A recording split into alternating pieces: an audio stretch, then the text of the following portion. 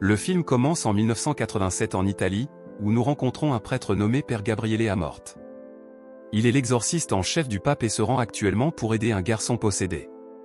À son arrivée, on lui apprend que le garçon agit de manière étrange et parle anglais, bien qu'il ne connaisse pas la langue. Gabriele demande alors s'il y a une télévision dans la maison, ce à quoi le père du garçon répond « oui ». Ensuite, l'exorciste entre dans la pièce, accompagné d'un prêtre local et d'un cochon.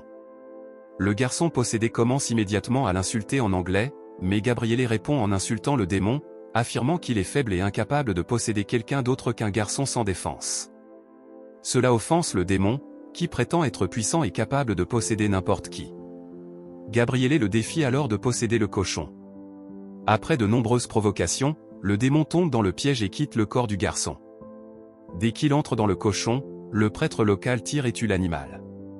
Ainsi, le garçon est enfin libéré de la possession, et Gabriele lui dit de se détendre, car le diable est parti.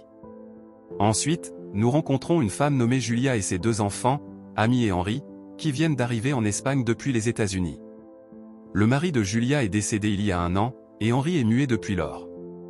La raison pour laquelle ils sont en Espagne est que son mari leur a laissé un héritage, un ancien monastère qui appartenait à sa famille. Julia prévoit maintenant de restaurer la propriété afin de pouvoir la vendre et retourner aux États-Unis pour une vie meilleure. À leur arrivée au monastère, la famille est accueillie par l'entrepreneur responsable des travaux de construction. Il rencontre également le père Thomas Esquibel, un prêtre qui veille à ce que l'architecture du monastère soit respectée lors de sa restauration, car elle est importante pour l'église. Pendant ce temps, Henry commence à se promener seul dans la maison et finit par se retrouver dans le sous-sol. Là, il remarque un trou dans le mur, par lequel il voit quelque chose portant le symbole du Vatican. D'autre part, le père Gabriele arrive à Rome et est confronté par les dirigeants de l'église pour avoir effectué un exorcisme sans l'autorisation du Vatican. Un homme nommé l'évêque Lumumba est compréhensif envers Gabriele, mais le cardinal Sullivan est sévère envers lui. Il soutient que l'exorcisme est inutile dans le monde scientifique moderne dans lequel ils vivent. En réponse, Gabriele explique que seulement 2% des demandes qu'il reçoit nécessitent un exorcisme, les 98% restants étant liés à des maladies mentales. Il affirme que puisque le garçon n'était pas vraiment possédé, la procédure ne constitue pas un exorcisme.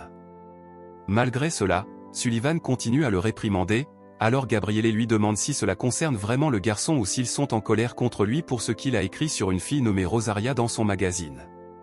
Il leur dit ensuite que s'ils ont un problème avec lui, ils devraient en parler à son supérieur, le pape, et il commence à partir.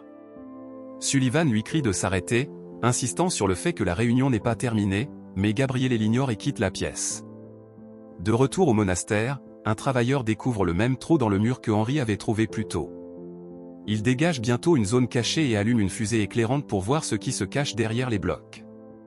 Cependant, il se trouve qu'il y a une fuite de gaz dans la zone, ce qui provoque une explosion massive.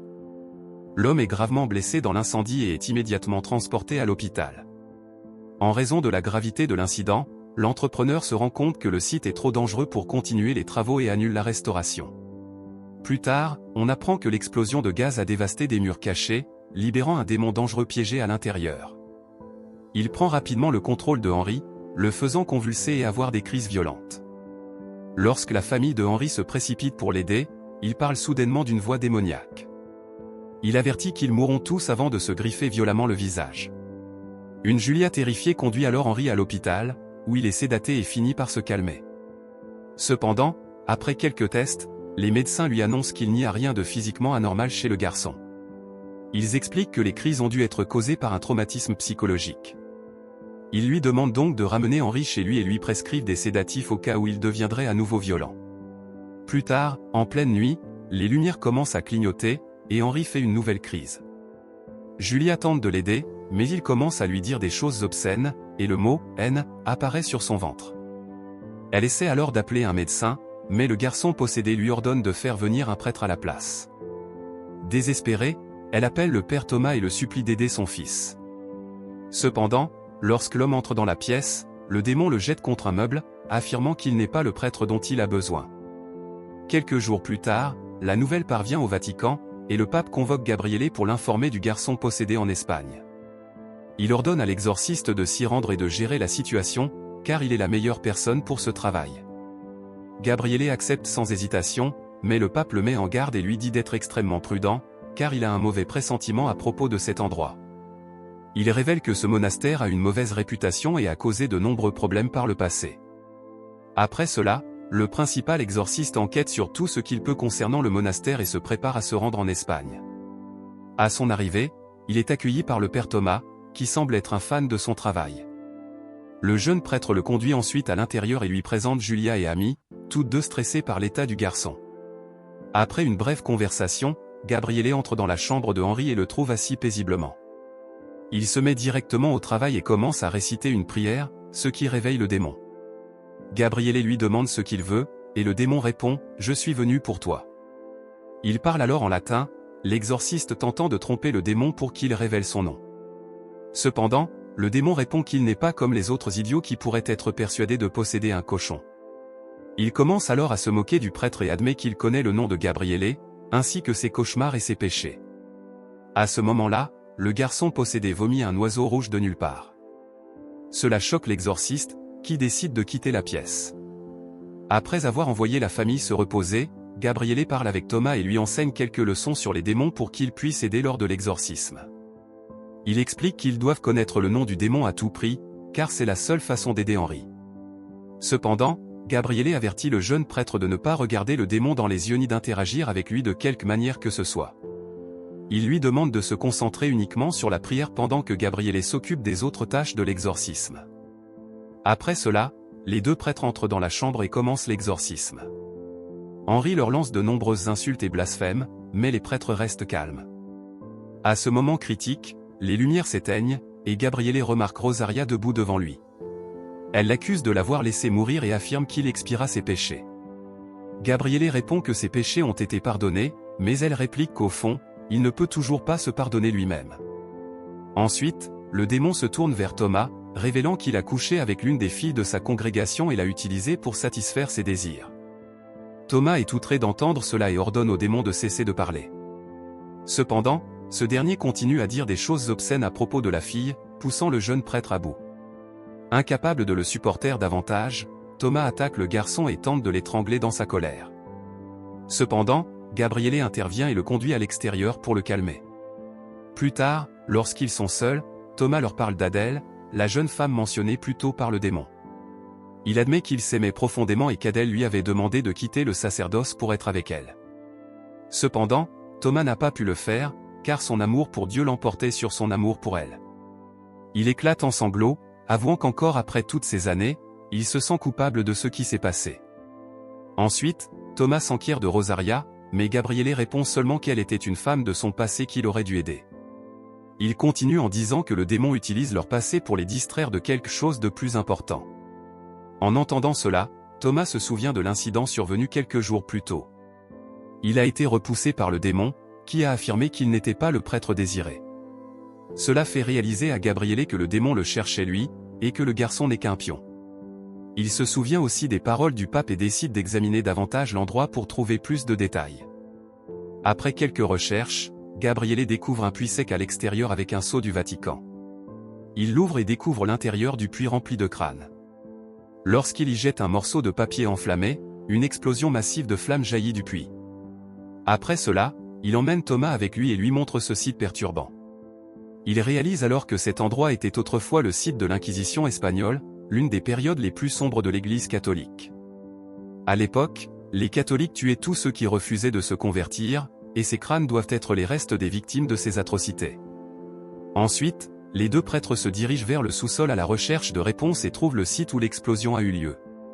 Ils découvrent un grand trou avec un sceau du Vatican. Les prêtres s'y aventurent et découvrent que cela mène à d'anciennes catacombes. Dans ces catacombes, ils découvrent les restes de plusieurs personnes qui avaient échoué à des exorcismes dans les temps anciens. D'autre part, Julia trouve sa fille absente de son lit et découvre bientôt qu'elle traîne avec Henri. Il s'avère que les deux enfants ont été possédés et commencent à lui parler de manière perturbante. La pauvre Julia essaie de sauver sa fille, mais Henri la jette rapidement contre le mur et fait même en sorte que sa sœur torde horriblement son cou. De retour dans la crypte, les deux hommes progressent plus profondément et tombent bientôt sur le corps en décomposition du frère Alonso de Ojeda, un exorciste célèbre du passé. Ils découvrent également son journal détaillé, qui décrit comment il a été possédé par un démon. le démon était tellement maléfique et puissant qu'Ojda a dû s'enfermer dans le souterrain du monastère pour protéger le monde de l'esprit du mal éternel. En lisant cela, Thomas déduit que le démon a appelé Gabriele parce qu'il voulait posséder l'hôte le plus puissant possible. Les deux prêtres descendent ensuite sous terre dans la crypte, où ils découvrent enfin le nom du démon, Asmodée. À ce moment-là, le démon faiblit, et Amy est enfin libérée de sa possession. Elle injecte immédiatement un sédatif à son frère et le calme. Avant d'affronter le démon, Gabriele réalise qu'il doit avouer les choses qui le hantent encore. Il s'ouvre ainsi à Thomas au sujet de Rosaria et de la façon dont il a été désigné pour guérir sa possession. Cependant, Gabriele était convaincu qu'elle n'était pas possédée, mais plutôt mentalement perturbée. Il ne voulait pas l'aider et a confié son cas à quelqu'un d'autre. Malheureusement, quelques jours plus tard, la pauvre femme s'est suicidée en sautant d'un bâtiment juste devant lui. Gabriele a découvert plus tard qu'elle avait été abusée par des responsables du Vatican, mais l'incident a été couvert. Il porte donc toujours la culpabilité de ne pas l'avoir aidée lorsqu'elle en avait le plus besoin. Après cela, Gabriele réunit la famille et prépare tout le monde pour la bataille finale contre le mal. Il donne à Thomas un médaillon consacré et bénit Julia et Amy pour leur protection. Il s'approche ensuite de Henri, qui est maintenant horriblement déformé et méconnaissable. Au début de l'exorcisme, Asmodée commence à montrer aux prêtres des visions de leurs péchés, mais il ne tombe plus dans ses pièges. Tout le monde prie sans relâche, et lorsque le garçon se tord, on dirait qu'ils ont gagné. Cependant, quelques instants plus tard, le démon écrit sur son ventre « Dieu n'est pas ici » et possède à nouveau Amy. Il la fait ensuite marcher comme une araignée et attaque brutalement sa mère. Alors que le démon continue de semer le chaos, il informe Gabriele qu'il peut tout arrêter en se rendant. Asmodée révèle que toute sa stratégie consistait à posséder le principal exorciste et qu'il se fichait de la famille. N'ayant plus d'autre option, Gabriele accepte de se rendre et le démon quitte enfin les corps des enfants. Après cela, Thomas exhorte Gabriele à ne pas passer par là, mais ce dernier lui demande d'emmener les autres en sécurité. Le jeune prêtre est dévasté, mais il obéit aux ordres et conduit la famille dehors en voiture. Pendant ce temps, à l'intérieur du monastère, Gabriele est progressivement possédé par le démon. Désespéré de fuir le tourment, il tente de mettre fin à ses jours de plusieurs manières, mais tout échoue. Il se rend alors dans les catacombes, où repose le corps d'Ojda. Gabriele essaie de s'enflammer, espérant mourir brûlé, mais il est soudainement arrêté par l'apparition de Rosaria. Un peu plus tard, lorsque Thomas revient au monastère, il trouve un Gabriele entièrement possédé assis au même endroit où reposait le cadavre d'Ojda. Thomas commence immédiatement à prier sans relâche et incite Gabriele à lutter contre le brouillard démoniaque. Après de nombreuses invocations, le démon quitte enfin le corps de Gabriele, mais il refuse toujours d'abandonner. Il se transforme ensuite en Rosaria et Adèle pour se moquer des prêtres, mais cette fois, ils se battent courageusement. Thomas utilise ensuite le médaillon que Gabriele lui a donné pour éliminer Adèle, ce qui l'a fait exploser. Pendant ce temps, Gabriele place une croix sur le front de Rosaria avant d'envoyer le démon dans l'abîme infernal. Après la défaite du démon, les prêtres scellent l'entrée entre les deux mondes. Quelques jours plus tard, Thomas et Gabriele retournent à la cité du Vatican, où le pape les félicite pour leur succès. Ils apprennent également que la famille de Julia est revenue en toute sécurité aux États-Unis et que Henri se remet. L'évêque Lumumba emmène ensuite les deux prêtres aux archives de l'église, où il révèle qu'Asmodée faisait partie des 200 démons qui sont tombés du ciel et sont atterris dans des lieux maléfiques. Cela signifie qu'il reste encore 199 autres lieux à enquêter. Heureusement, ils ont trouvé une carte de ces lieux parmi les documents du monastère. Le pape charge Gabriele de superviser cette mission et de s'occuper des sites restants. L'exorciste accepte volontiers, à condition de pouvoir emmener son compagnon de confiance, le père Thomas.